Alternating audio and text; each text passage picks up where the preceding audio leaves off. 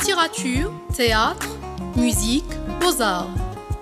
Des débats, des chroniques, des portraits et des interviews. Algérie Culture, les voix de la différence.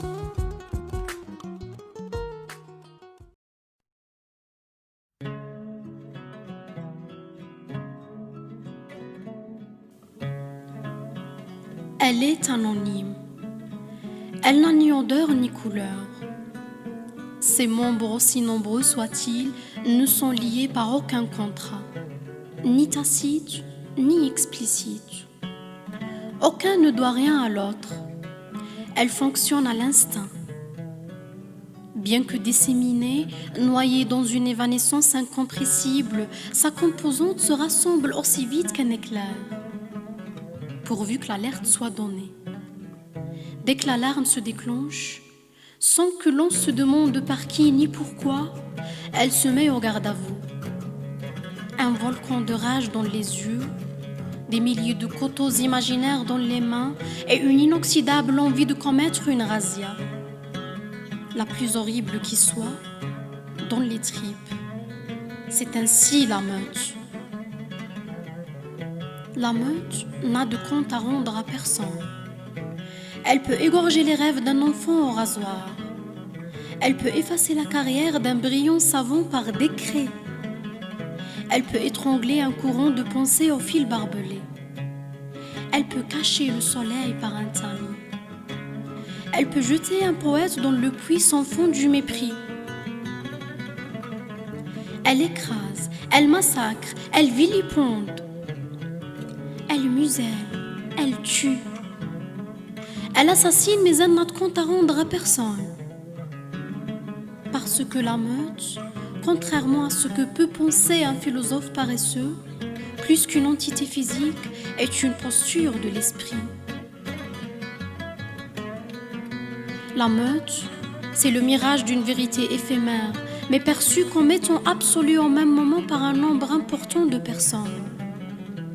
Cette perception, basée sur une vision prophétique du monde, crée un effet d'entraînement qui fait penser momentanément que le moyen de désamorcer l'impossible est désormais trouvé.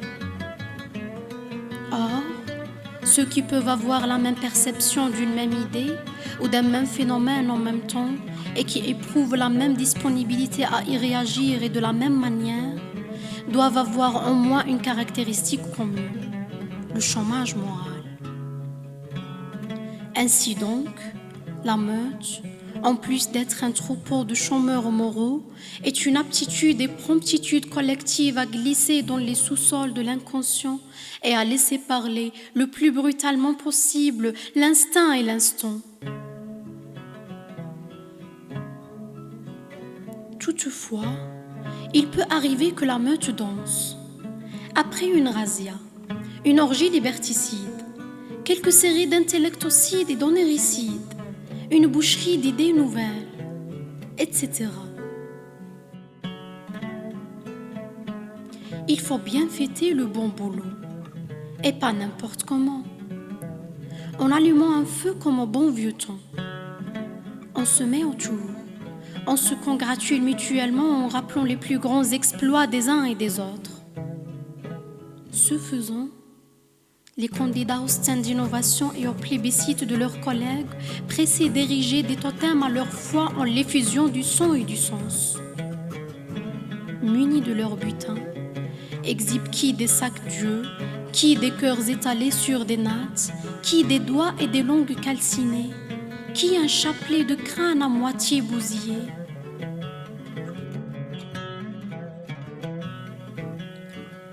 Et à l'aube, avant que le soleil n'annonce un nouveau jour, ils finissent par élire prophète, avec des pouvoirs extensibles à ceux de Dieu, celui qui a eu l'idée géniale d'exposer les cendres des milliers d'intellectuels qu'il a brûlés.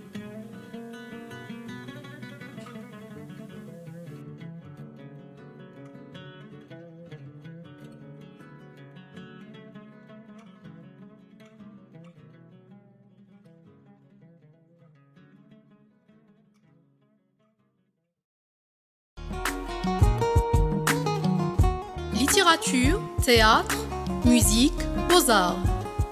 Des débats, des chroniques, des portraits et des interviews. Algérie Culture, les voix de la différence.